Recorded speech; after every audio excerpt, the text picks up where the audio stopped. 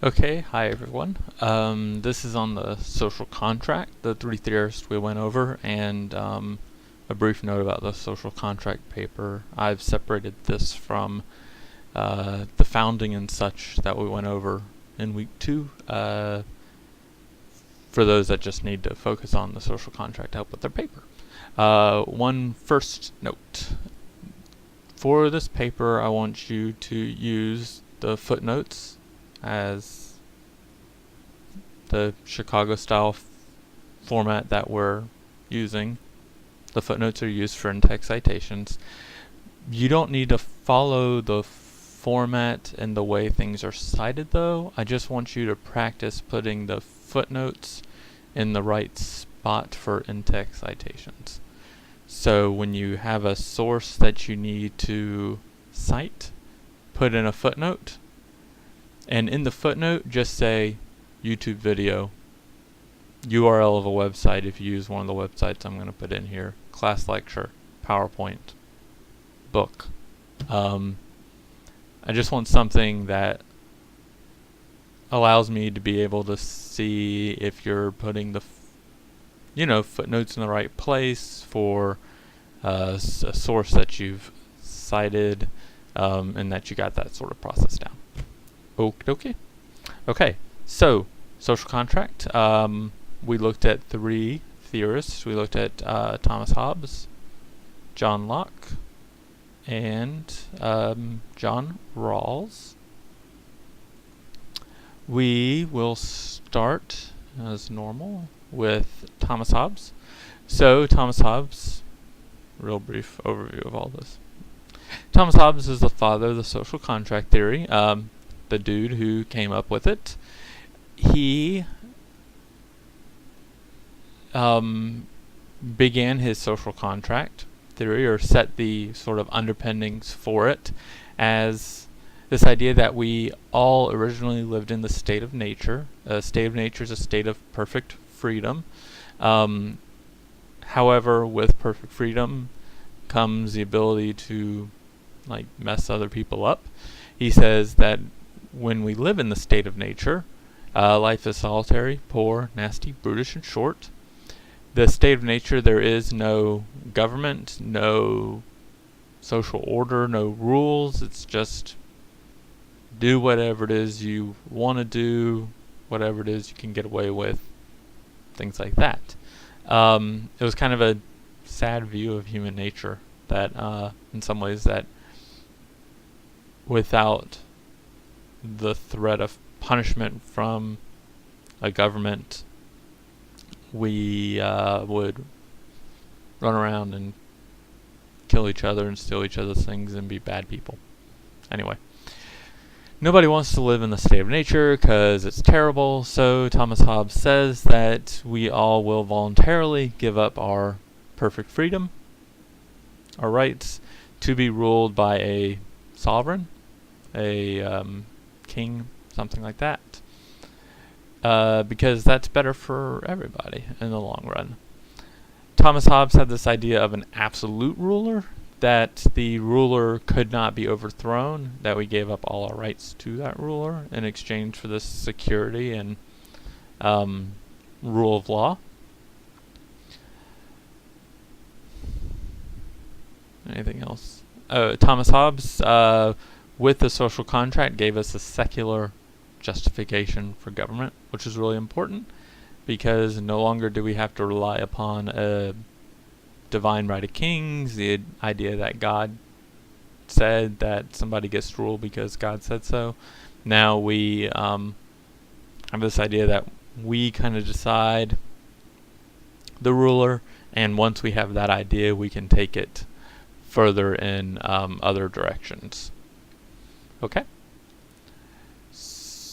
Next we have John Locke. Thomas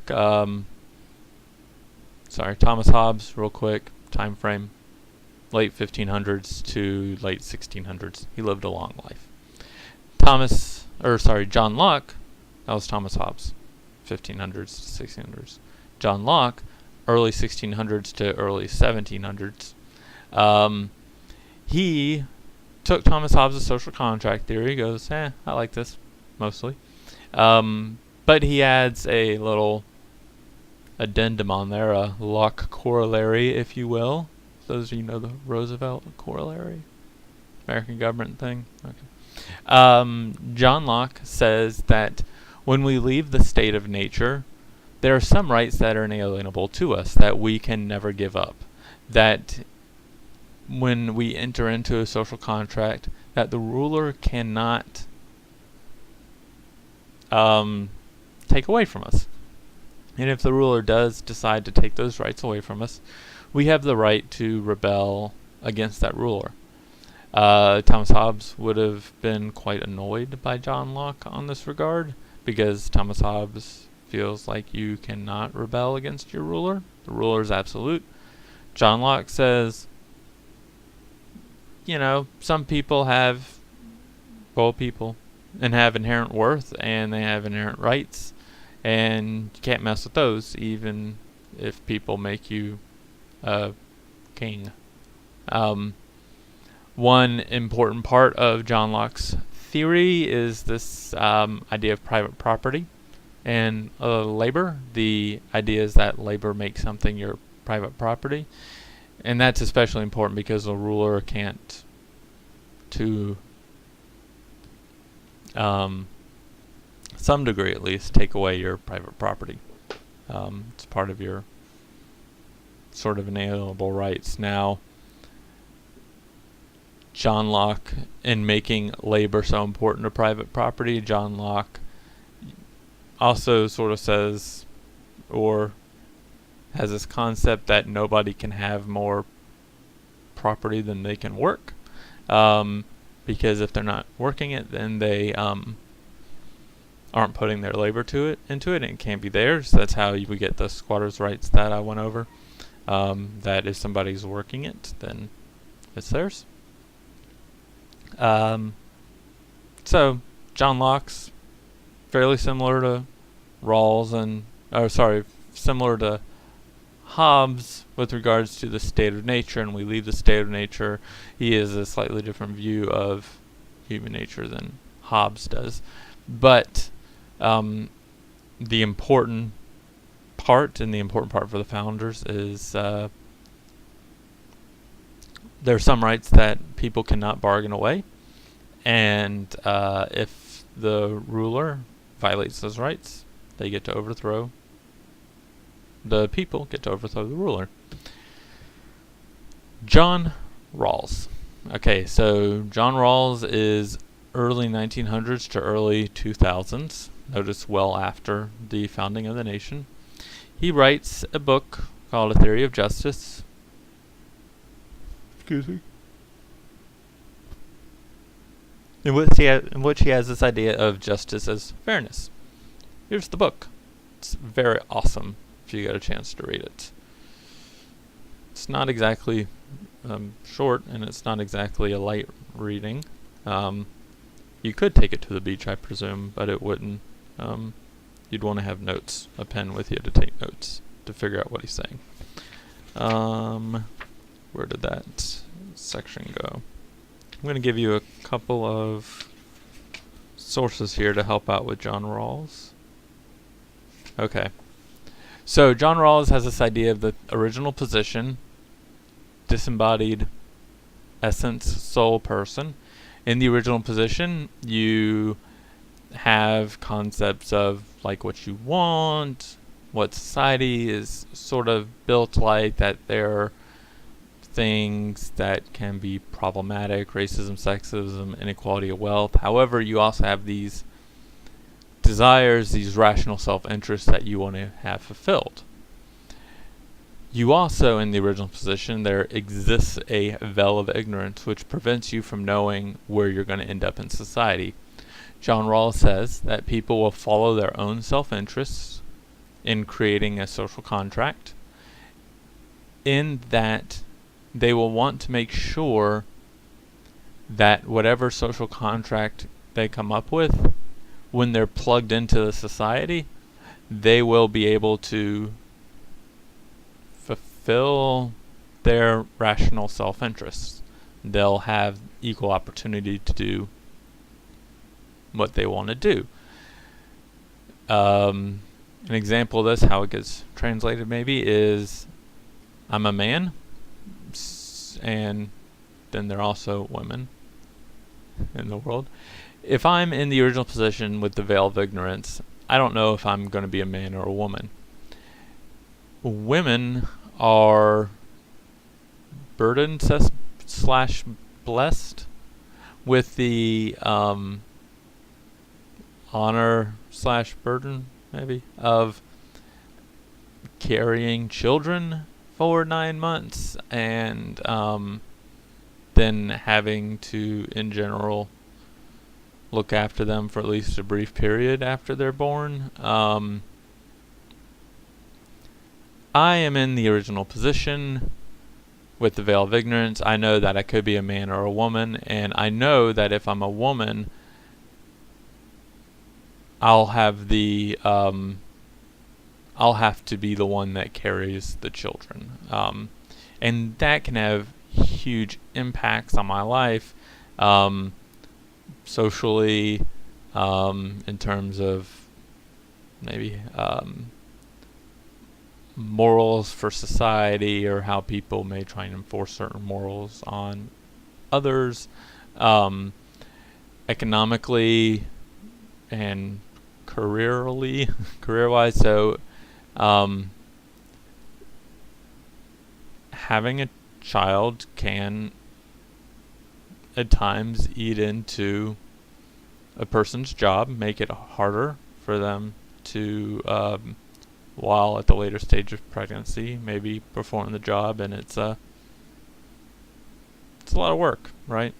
Having a kid. So if you're in the original position with a veil of ignorance, if you end up being a woman, and you would also want to be an astronaut or something, you wouldn't want the fact that you're a woman and the biological fact that you carry babies interfere with your ability to be an astronaut. You'd want to have that sort of basic equality there.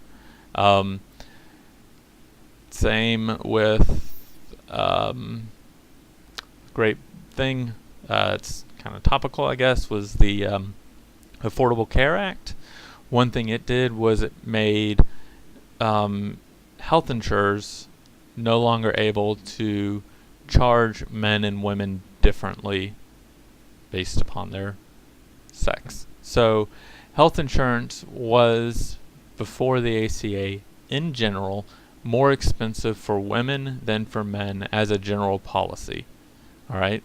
The reason for that is because women have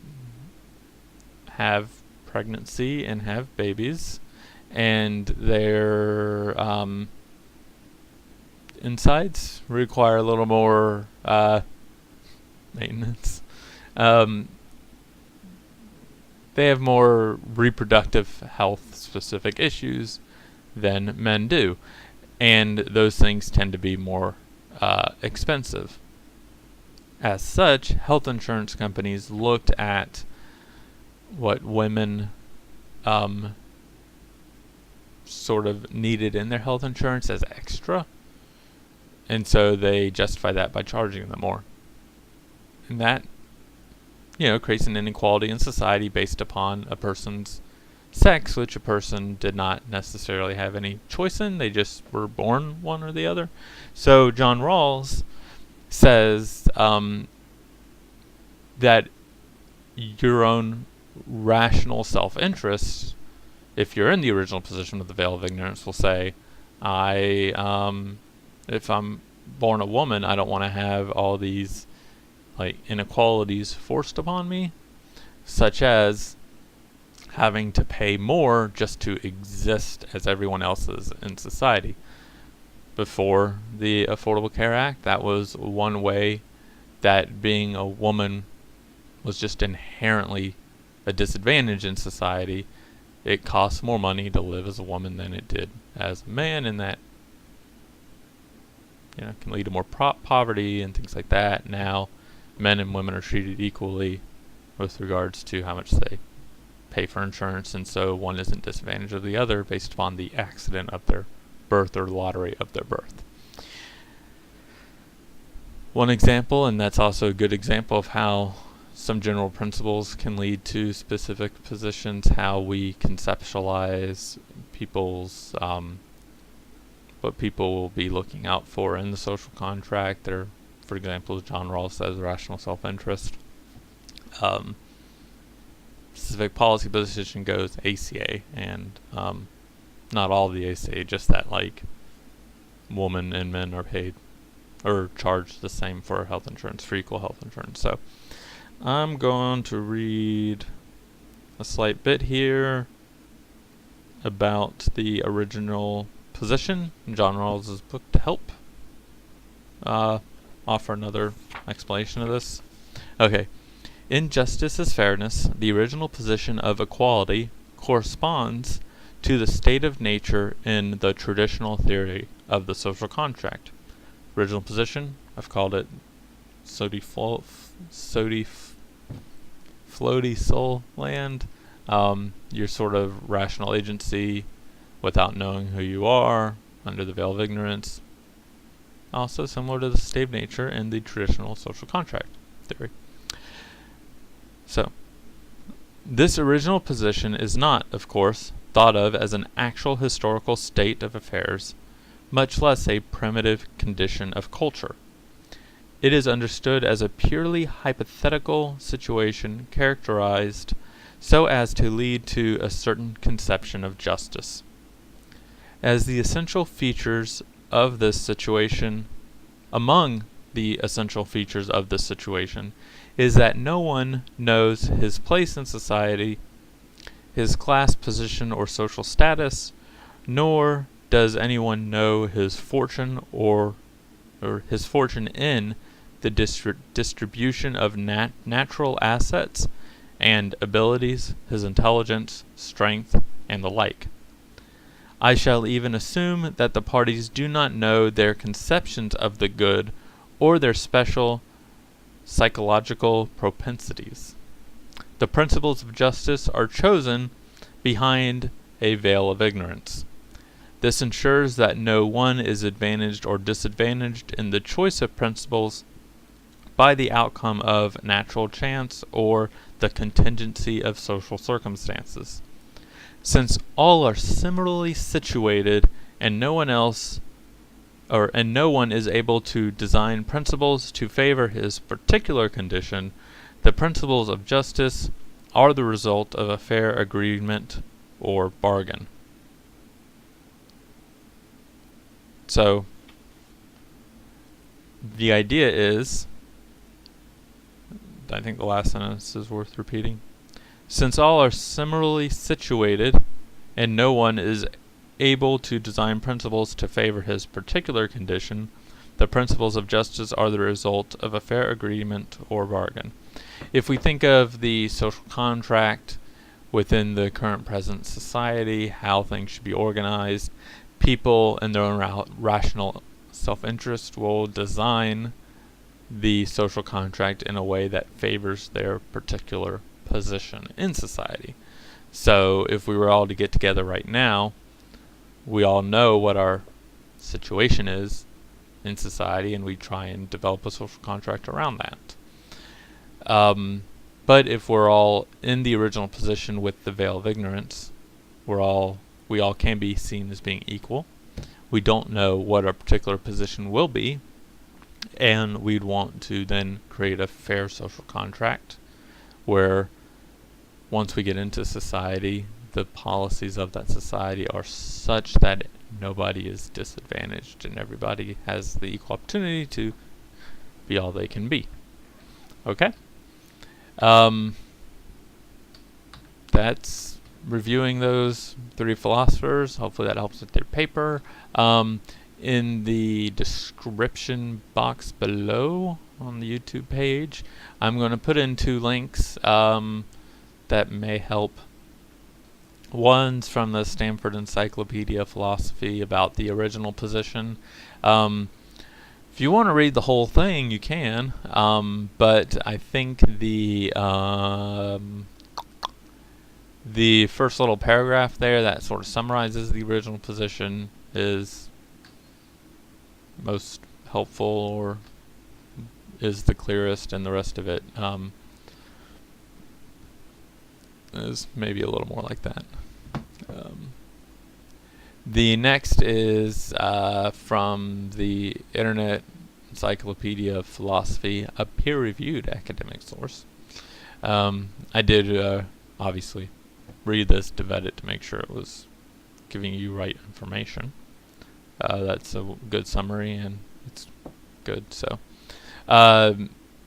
there's some superfluous people in this one, but it has a summary of Thomas Hobbes, John Locke, and John Rawls.